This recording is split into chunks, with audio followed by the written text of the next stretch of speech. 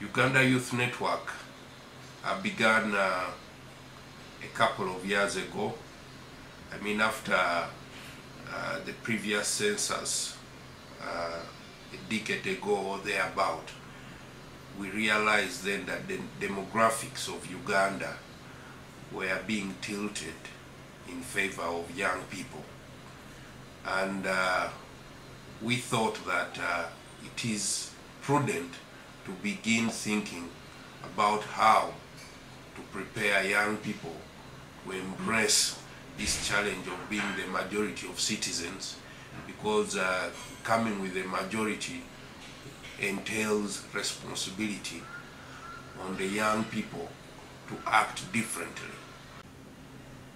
Every other year it has emerged stronger, uniting the young people, uniting the youth in civil societies. It is being driven in such a way that it remains issue-based.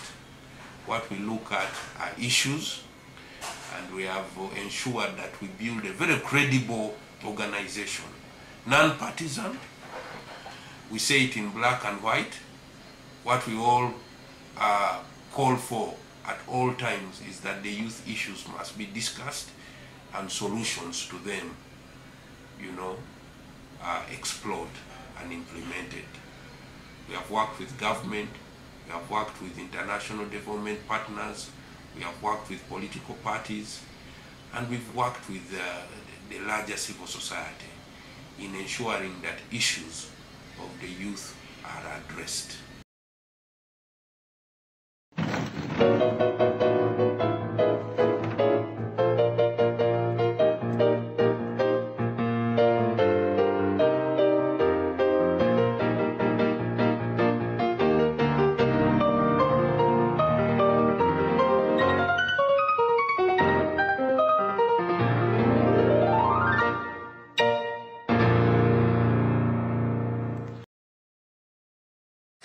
Uganda Youth Network, we support a violence-free election. Tugamatino bera muntu alumirira ensi yo tokola fujjo biseera ebya campaign wepona okulonda. Mr. DJ, spin the wheel.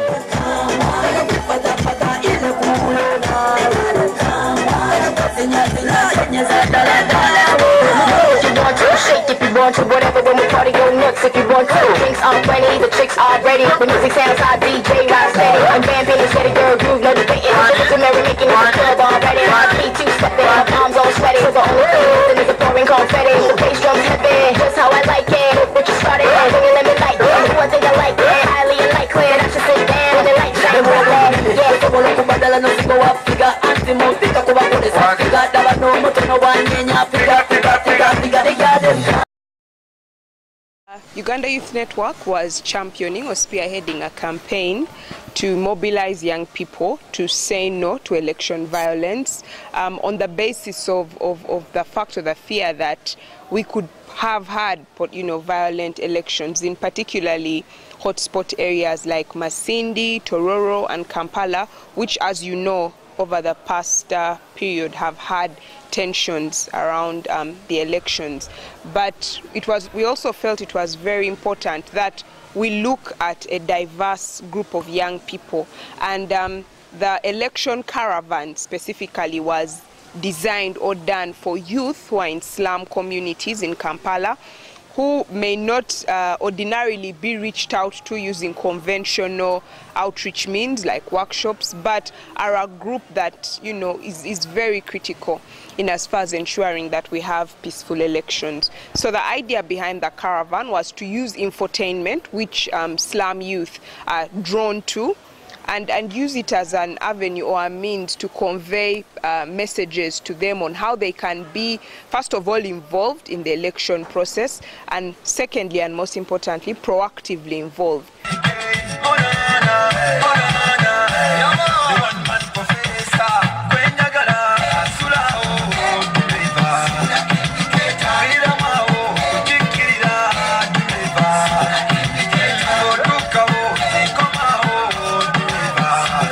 Of course, knowing the kind of youth is how we felt it was important that we used a medium that was, that they can relate with.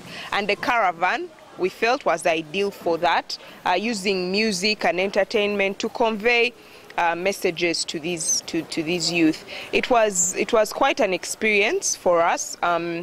Given the fact that it was the first time Uganda Youth Network was doing this. So we had a lot of bonuses along the way, but also a lot of lessons that we picked that will definitely inform future interventions that target these communities. We were able to successfully hold 20 caravans in Bwaise, Kalerwe, Wankulukuku, Abaita Babiri, Chaliwajala, Namugongo, Bweyogerere, Chireka, and so many other places. And what we were telling the youth in these places, and of course the broader citizens, because it is designed for youth, but very many people picked up interest in it, in the markets especially. So the message was basically get involved in the election process and get involved peacefully.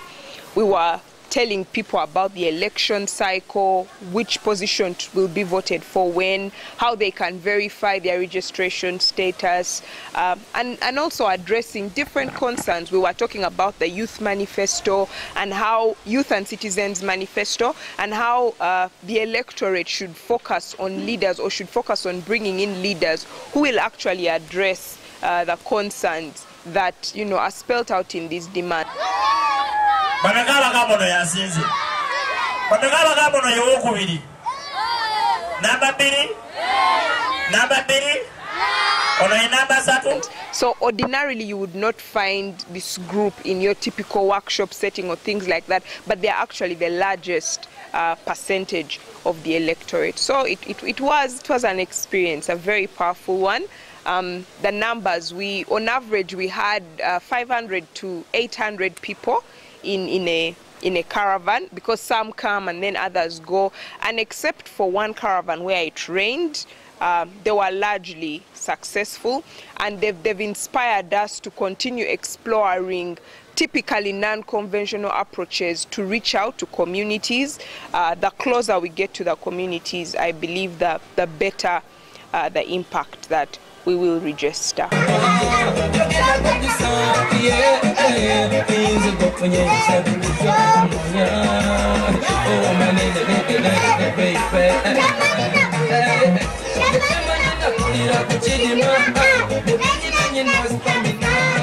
Of course, it was very, very exciting, especially for young people.